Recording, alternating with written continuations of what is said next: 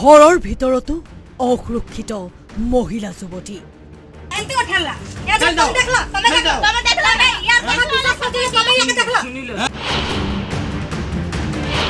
ঘৰত সোমাই যুৱতীক আক্ৰমণ।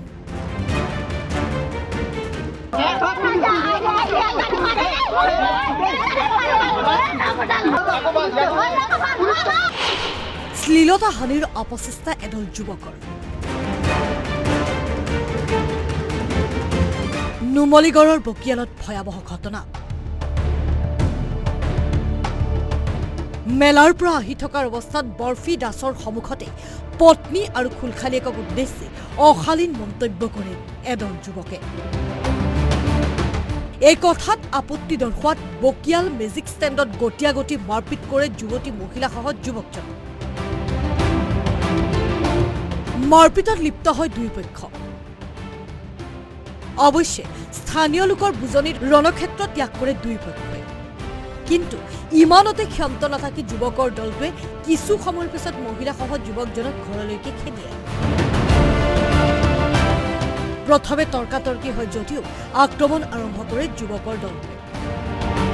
চাৰিজনীয়া যুৱকৰ দলটোৰ আক্ৰমণত অচেতন হৈ পৰে কুমকুম বেহেৰা নামৰ যুৱতীগৰাকী। তদুপৰি সুৰাপায়ী যুৱকৰ দলটোৱে ঘৰৰ ভিতৰতে তাণ্ডৱ চলায়। বেটেৰী গাড়ী লৈ পেলাই মোৰ মাইকী মানুহ আৰু মোৰ ফুলফালীজনী লৈ পেলাই বাহঁতৰ ল'ৰাটো আহিছিলে আৰু আহি আছিলোঁ বেটেৰী গাড়ী লৈ আহিছোঁ মানুহখিনি লৈ পিনে বস্তু লৈ।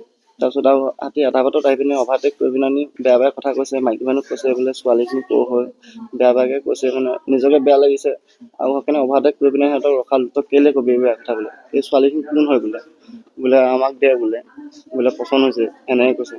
তাৰপিছত মই ক'লো তই এইবোৰ কথা ক'লো কি মোৰ মাইকী মানুহ নহয়। তাৰপিছত আৰু মোক গটা মাৰি দিছে। মোক গটা মাৰি পিনে তাৰপিছত মই হুলস্থুল কৰিছোঁ, কোনো অহা নাই। তাৰপিছত মই কি উপায় নোপায় কৰি পিনে মোক গটা মাৰি পিনে আমি পলাই গুচি আহি পিনে ঘৰলৈ আহিলোঁ, গাড়ী সোমাই দিলোঁ। তাৰপিছত আমাৰ ঘৰত আহি পিনে আকৌ পিটিছে। আহি পিনে আকৌ ল'ৰাখিনি বকিয়াল হয়, দুটা আলহী ল'ৰা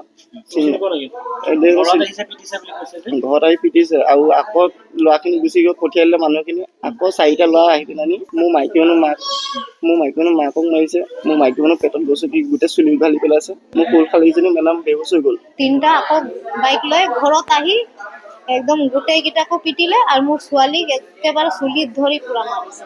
ছোৱালীজনী বেহুচ হৈ পৰিব। প্ৰতিপক্ষই সুৰাপায়ী যুৱকৰ দলটোক প্ৰতিহত কৰাৰ চেষ্টা চলায় যদিও আক্ৰমণত আহত হয় কুমকুম বেহেৰা, চিলু বেহেৰা, বাবলি সেন, মেঘালী সেন। গুৰুতৰভাৱে আহত আটাইকে কুশলপুৰ অসামৰিক চিকিৎসালয়লৈ প্ৰেৰণ কৰে গাঁওৰক্ষী বাহিনী।